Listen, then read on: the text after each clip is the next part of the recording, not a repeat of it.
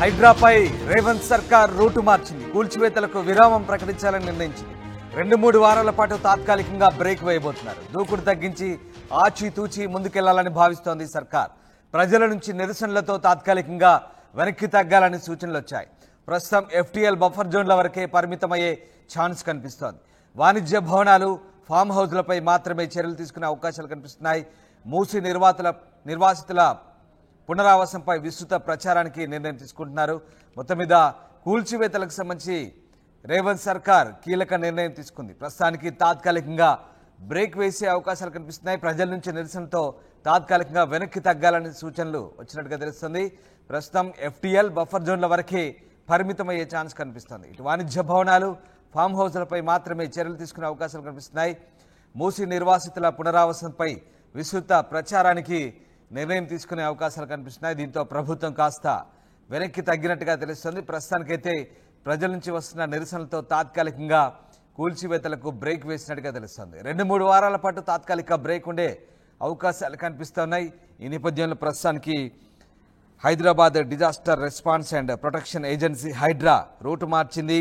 High speed కూల్చివేతలపై కాస్త దూకుడు తగ్గించినట్టుగా తెలుస్తోంది.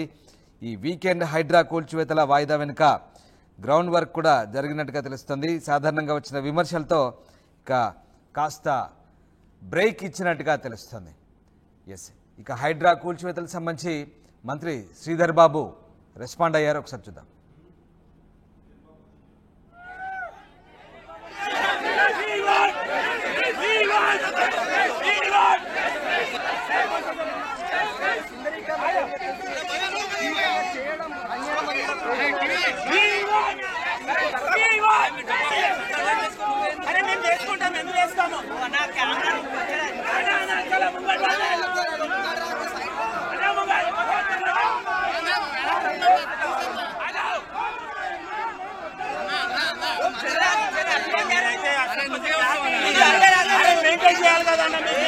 ఈరోజు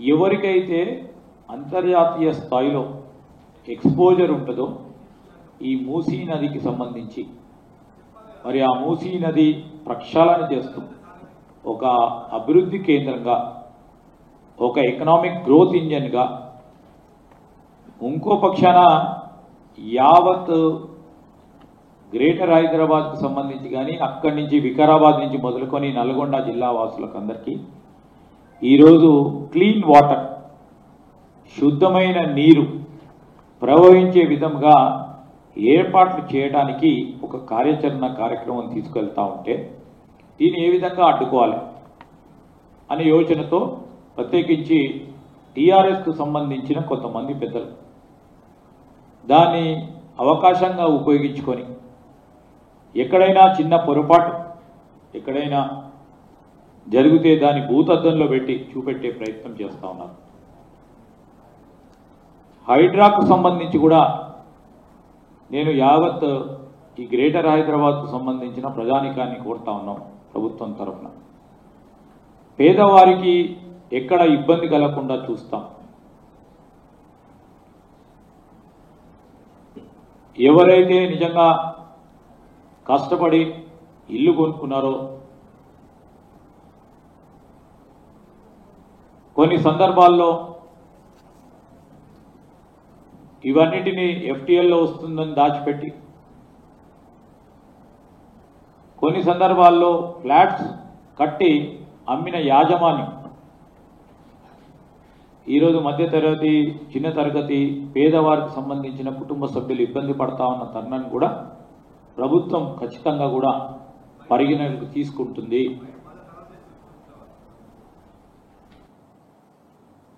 ఎక్కడైతే రిజిస్ట్రేషన్స్ జరిగినాయో ఇక కూల్చివేతలకు తాత్కాలికంగా విరామం ప్రకటించాలని రేవంత్ సర్కార్ నిర్ణయించింది. 2-3 వారాల పాటు తాత్కాలికంగా బ్రేక్ వచ్చే అవకాశాలు కనిపిస్తున్నాయి. ఇప్పటికే ప్రజల నుంచి వస్తున్నటువంటి వ్యతిరేకతతో మూసీ పరివాహక ప్రాంతాల్లో మార్కింగ్ ఆపేయాలంటూ ఆదేశాలు జారీ కావడంతో నిన్న సాయంత్రం నుంచే అధికారులు మార్కింగ్ ఆపేసినట్టుగా తెలుస్తోంది. ఎక్కడా కూడా మార్కింగ్ జరగలేదు. నిన్నటి నుంచి ఎట్టి పరిస్థితుల్లో నిర్వాసితులతో కఠినంగా వ్యవహరించొద్దంటూ బెదిరింపు ధోరణితో వెళ్ళొద్దంటూ ఆదేశాలు వచ్చినట్టుగా తెలుస్తుంది. మొత్తం మీద తాత్కాలికంగా బ్రేక్ పడింది.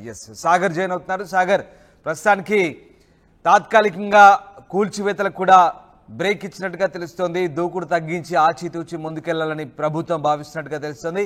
ఏం జరుగుతుంది? రేవంత్ సర్కార్ ఎట్లాంటి డెసిషన్ తీసుకుంది?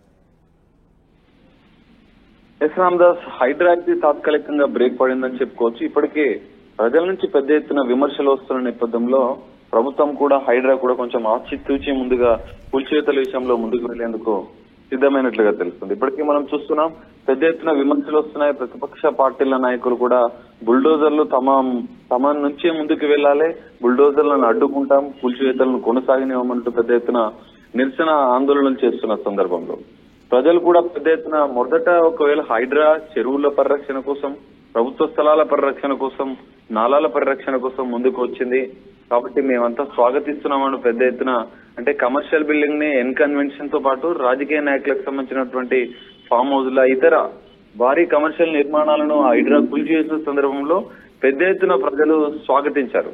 కానీ ఈ మధ్య కాలంలో చూస్తే ఇండిపెండెంట్ ఇండ్లను అంటే పేదలకు సంబంధించిన ఇండ్లను పెద్ద ఎత్తున హైడ్రా కూల్చివేస్తున్న నేపథ్యంలో పెద్ద ఎత్తున విమర్శలు వచ్చినాయి. సో ఈ నేపథ్యంలోనే కొంత ప్రతిపక్ష పార్టీల నాయకులు కూడా పెద్ద ఎత్తున హైడ్రా పైన విమర్శలు గుప్పిస్తున్న సందర్భంలో హైడ్రా కూడా తాత్కాలికంగా అంటే బ్రేక్ వేసిందని చెప్పుకోవచ్చు. ఎందుకంటే ఇప్పటికే మనం చూస్తాం, శని ఆదివారాలు వస్తే హైదరాబాద్ లో హైడ్రా కూల్చివేతల పర్వం కొనసాగేది. కానీ ఈ వారం కూల్చివేతల విషయంలో కొంచెం బ్రేక్ తీసుకుంది హైడ్రా. ఇప్పటికే ఇటు మూసీ నిర్వాసితుల విషయంలో కూడా కొంత గందరగోళ వాతావరణం నెలకొంది. హైడ్రా వస్తుంది, కూల్చివేస్తుంది. మూసీ పరివాహక ప్రాంతాల్లో ఉన్నటువంటి వందలాది వేలాది కుటుంబాలను తరలిస్తున్నారు. అక్కడ ఖచ్చితంగా హైడ్రా కూల్చివేస్తుందంటూ కొంత ఆందోళనకరమైన వాతావరణం ఉన్న నేపథ్యంలో హైడ్రా కూడా దీనికి సంబంధించినటువంటి ప్రభుత్వం కూడా దీనికి సంబంధించినటువంటి పూర్తి స్థాయి ప్రచారం చేసిన అనంతరమే కూల్చివేతల పైన ఆచితూచి ముందుకు వెళ్లేందుకు నిర్ణయం తీసుకున్నట్లుగా తెలుస్తుంది. ఇప్పటికే మూసీ విషయంలో రంగనాథ్ తో కలిసి Danakishore municipal administration principal secretary Danakishore తో పాటు హైడ్రా కమిషనర్ రంగనాథ్ ప్రజలకు వివరించే ప్రయత్నం చేస్తారు. ఎందుకంటే ఈ కూల్చివేసేది మేము పేదల జోలికి వెళ్ళాం, ఖచ్చితంగా బడా నిర్మాణాలను, వాణిజ్య భవనాలను, కేవలం ఫామ్ హౌస్లను మాత్రమే హైడ్రా టార్గెట్ చేస్తుంది. హైడ్రా ప్రథమ లక్ష్యం అదే.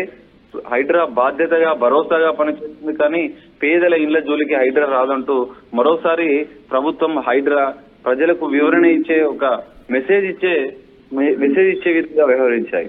ఈ నేపథ్యంలో మరోవైపు మూసీ విషయంలో కూడా పెద్ద ఎత్తున వ్యతిరేకత వచ్చింది. మనం చూస్తాం, ఈ మధ్య కాలంలో మూసీ ప్రక్షాళన, మూసీ సుందరీకరణ నేపథ్యంలో బస్తీలను ఖాళీ చేస్తూ ఆ కుటుంబాలను డబుల్ బెడ్రూమ్లకు తరలిస్తున్న సందర్భంలో పెద్ద ఎత్తున ఆందోళనలు, నిరసనలు వ్యక్తమవుతున్నాయి. ఈ నేపథ్యంలో ఈ రెండు విషయాల్లో ప్రభుత్వం కొంత ప్రజలకు పూర్తి స్థాయి అవగాహన కల్పించిన అనంతరం కేవలం కమర్షియల్, వాణిజ్య, బహుళ అంతస్తులకు సంబంధించినటువంటి నిర్మాణాలను, రాజకీయ నాయకులకు సంబంధించి కానీ బడాబాబులకు సంబంధించిన ఫామ్ హౌస్లను మాత్రమే హైడ్రా టార్గెట్ చేస్తుందని వివరణ ఇస్తూనే మరోవైపు మూసీ నిర్వాసితుల విషయంలో కూడా కొంచెం ఆచితూచి ముందుకు వెళ్లాలి. ఎందుకంటే పెద్ద ఎత్తున ప్రజలు వ్యతిరేకిస్తున్న సందర్భంలో వారికి కౌన్సిలింగ్ ఇచ్చి వారికి పూర్తి స్థాయి పునరావాసం, ఇండ్లు కల్పించి వాళ్ళకు జీవనోపాధి కూడా కల్పించేందుకు ప్రభుత్వం కూడా సిద్ధమైనట్లుగా తెలుస్తుంది.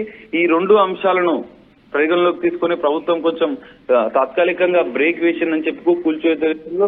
మరోవైపు పెద్ద ఎత్తున ఇక్కడ సంగారెడ్డికి సంబంధించినటువంటి విషయంలో కూడా ఒక కానిస్టేబుల్ కు గాయాలయ్యడం కూల్చివేతున్న సందర్భంలో ఈ నేపథ్యంలో మరో మహిళ కూడా ఈ హైడ్రా కూల్చివేస్తుంది తమ ఇండ్లని చెప్పి కుకట్పల్లి సున్నం చెరువుకు సంబంధించిన పరిసర ప్రాంతాల్లో నివాసం ఉండే ఓ మహిళ కూడా ఆత్మహత్య చేస్తుంది.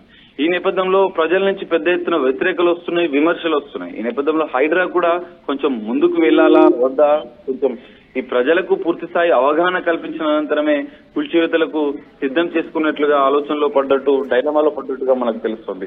ఇప్పటికే హైడ్రా కమిషనర్ రంగనాథ్ కూడా పలుమార్లు వివరణ ఇస్తున్నారు.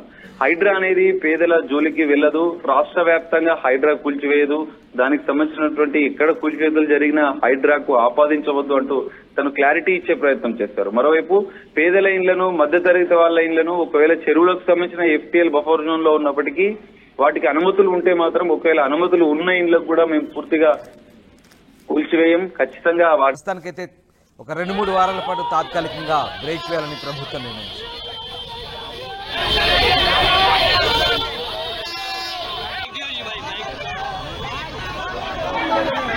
ఈరోజు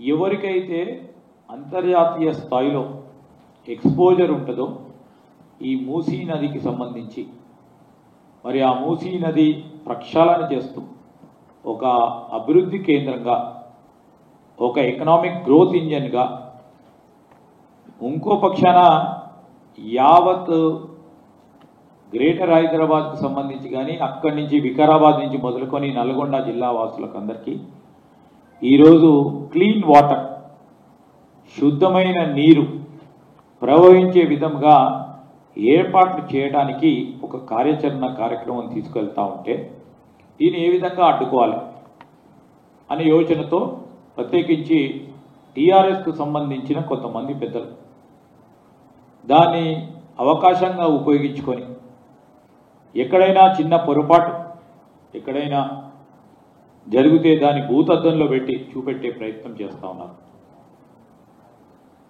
హైడ్రాకు సంబంధించి కూడా నేను యావత్ ఈ గ్రేటర్ హైదరాబాద్కు సంబంధించిన ప్రజానికాన్ని కోరుతా ఉన్నాం.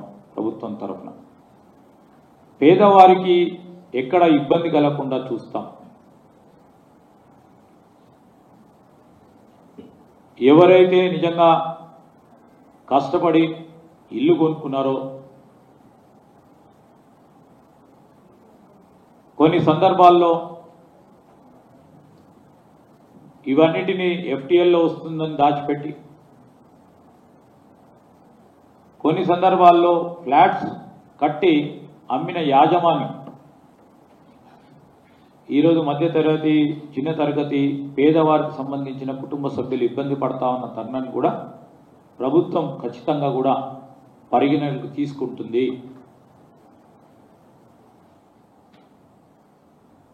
ఎక్కడైతే రిజిస్ట్రేషన్స్ జరిగినాయో మున్సిపాలిటీ పరంగా పర్మిషన్ ఇవ్వటం జరిగిందో, ఇట్స్ ఎ కంటిన్యూస్ ప్రాసెస్. తప్పు ఒప్పులను సమీక్షించుకొని పేదవారిపై బాధపడకుండా చూస్తాం. సంస్థకు సంబంధించి తెలిసి ఇచ్చిండ్రా, తెలియకుండా ఇచ్చిండ్రా, ఏ విధమైన పొరపాట్లు జరిగినాయి, ఆ పొరపాట్లకు కారణం ఏందని, ఆ అధికారులు ఎవరని, అధికారుల పైన ఒత్తిడి ఎవరు తీసుకొచ్చిండ్రు, వాటి